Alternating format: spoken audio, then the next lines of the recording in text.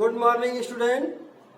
Class 5th के student ध्यान दें, आप लोगों को हम इंग्लिश फर्स्ट लेसन पढ़ा चुके हैं, उसके क्वेश्चन आंसर को लिखवा दिए हैं और आई होप, मुझे आशा आप लोग उसको कंप्लीट कर लिए होंगे। आज हम आप लोगों के लिए सेकेंड लेसन जिसका नाम टॉम सॉयर है, इस लेसन को पढ़ाने चल रहे हैं और मेरे साथ साथ आप लोग पढ़ें, अपनी बुक खोलें और मेरे साथ साथ पढ़ें, एक एक शब्द को ध्यान दें। और एक बहुत ही इंटरेस्टिंग कहानी है, एक शरारती बच्चे की कहानी है ये, उसका नाम ही टॉम है। और जब आप इसको पढ़ेंगे, सुनेंगे, समझेंगे तो आपको बहुत ही अच्छा लगेगा। तो चलिए हम शुरुआत कर देते हैं।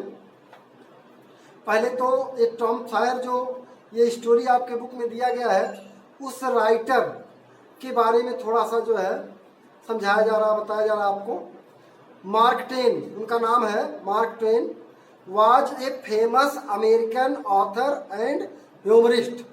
यानी मार्क ट्वेन जो है अमेरिका के एक प्रसिद्ध लेखक और ह्यूमरिस्ट हैं। He is known for his novel adventure of Huckleberry Finn and the adventure of Tom Sawyer. यानी वह अपने दो उपन्यास, जो फर्स्ट का नाम है एडवेंचर ऑफ हैकलबेरी फिन और दूसरे का नाम है एडवेंचर ऑफ टॉम सॉयर, इस दोनों नावल के कारण वो बहुत प्रसिद्ध हुए। यानी प्रसिद्ध है, जाने जाते हैं अच्छी तरह से। ये नावल बहुत, इनकी उपन्यास ये बहुत ज़्यादा लोकप्रिय हुई और उनको फेमस कर दी। The following is an extract from the adventure of Tom Sawyer. यानी इसमें जो लिखी गई है, जो थोड़ा सा अंश है, वो Tom Sawyer, adventure of Tom Sawyer से एक्सट्रैक्ट किया गया है, निकाला गया। उनकी जो नावल है एडवेंचर ऑफ टॉम सॉयर, उसी से एक्सट्रैक्ट किया गया है, निकाला गया थोड़ा सा अंश। इन विच, जिसमें you will read the mischievous activity of a boy, जिसमें आप एक लड़के के मिस्चीवियस एक्टिविटी, शरारत भरी क्रियाकलापों को देखेंगे हैं।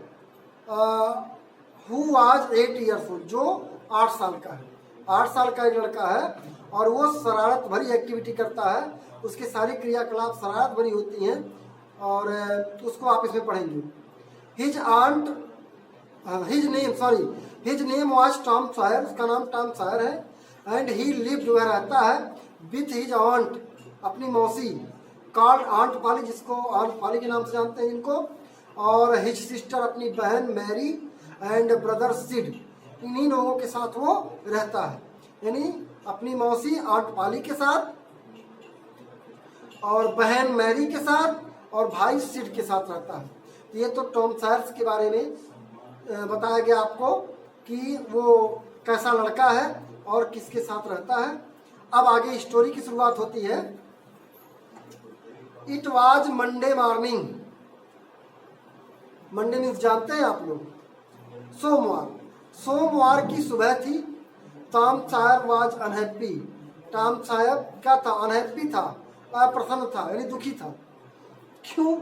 Monday morning always found him so. यानी सोमवार की सुबह, हर सोमवार की सुबह में वो उसे ऐसा ही लगता था, वो परेशान होता था, दुखी होता था। बिकॉज, क्योंकि it began another week of school, क्योंकि स्कूल के लिए ये दूसरा सप्ताह होता था, एक नया वीक होता था जिसमें स्कूल जाना पड़ता है। आप लोग भी जानते हैं कि संडे को छुट्टी रहती है, संडे के बाद अगला वीक शुरू होता है मंडे को, और मंडे से सैटरडे तक स्कूल चलता है। तो ये अगला सप्ताह जो स्टार्ट होता है उसमें टॉम सॉयर प्रायः दुखी रहता था।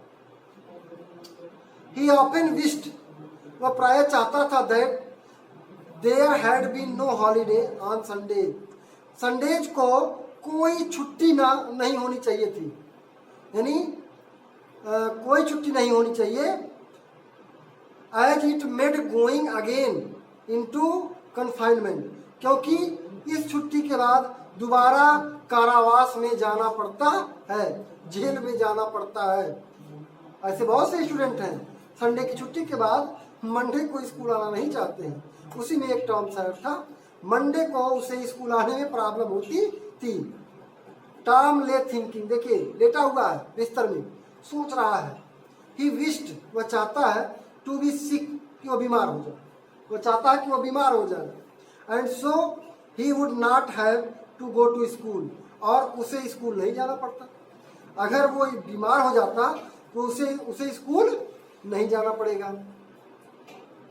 ही एग्जामिन्ड हिज होल बॉडी, उसने अपने पूरे शरीर का निरीक्षण किया कि क्या सचमुच कहीं हमें बीमारी तो नहीं है, हमें कोई दिक्कत तो नहीं है।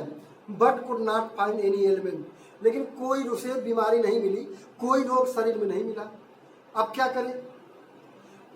ही थॉट, अब सोच रहा आगे, he had some pain in his stomach, उसने सोचा कि काश मेरे पेट में कुछ दर्द हो जाता, और ऐसा सोचने लगा, लगता है मेरे पेट में दर्द हो रहा है, बहाना बना रहा, सोच रहा मेरे पेट में दर्द हो रहा है। एंड बेगन टू इनकरेज इट, और उसको और बढ़ाने लगा, हिम्मत उसकी आने लगी कि ये पेट में दर्द बढ़ जाता तो मुझे स्कूल नहीं जाना पड़ता। But soon the stomach pain vanished, लेकिन जल्दी ही फिर जो स्टमक का पेन था, पेट का दर्द था, वो वैनिश, गायब हो गया। अवे इंटायरली, पूर्ण रूप से पेट का दर्द क्या हो गया? गायब हो गया, समाप्त हो गया। नाउ, अब देखिए अब कौन सी बहाना सोच रहा हो। Now he was thinking something else, अब वह कुछ अन्य सोचने लगा, कोई दूसरा उपाय सोचने लगा। क्या? ही डिस्कवर्ड समथिंग, वह कुछ खोज करने लगा किसी चीज की, कि कुछ ना कुछ मिल जाता, कोई समस्या हो जाती अगर मेरे शरीर में, तो मुझे आज स्कूल नहीं जाना पड़ता। One of his teeth in upper part was loose, उसके ऊपरी जबड़े का एक दांत हिल रहा था, ऊपरी जबड़े का एक दांत हिल रहा था। ही स्टार्टेड टू ग्रोन, और यही सोच करके चिल्लाने लगा कि ऐसा करूंगा, दांत हिल रहा है और दर्द में चिल्लाऊंगा तो बोल दूंगा बहुत दर्द हो रहा है, और स्कूल जाने से छुट्टी मिल जाएगी। ही स्टार्टेड टू ग्रोन, वह कराहने लगा, चिल्लाने लगा। बट देन ही थॉट, तभी अचानक सोच पड़ा, चिल्लाया तो थोड़ी देर, और जैसे ही चिल्लाया उसके दिमाग में विचार आया, क्या? दैट की his aunt pull it out, अगर वह चिल्लाएगा कि मेरे दांत में दर्द हो रहा है, तो मौसी आएगी, उस दांत को पकड़ के खींच देंगी, उखाड़ देंगी, एंड दैट वुड हर्ट, और उससे क्या होगा? उसको और पीड़ा होगी। जिस दांत को लेकर चिल्लाएगा कि मेरा दांत मुझे ढीला है, हिल रहा है, और मुझे दर्द हो रहा है, तो मौसी आएंगी और उस दांत को पकड़ के उखाड़ देंगी, और जब उखाड़ देंगी तो और दर्द होगा। So he decided to hold the truth in reserve, इसलिए उसने निश्चय किया कि अपने इस ट्रूथ को वो रिजर्व ही रखेगा, उखड़वाएगा नहीं।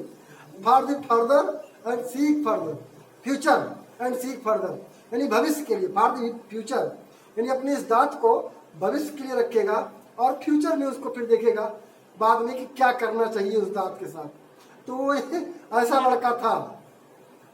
आगे आगे क्या सोचता है?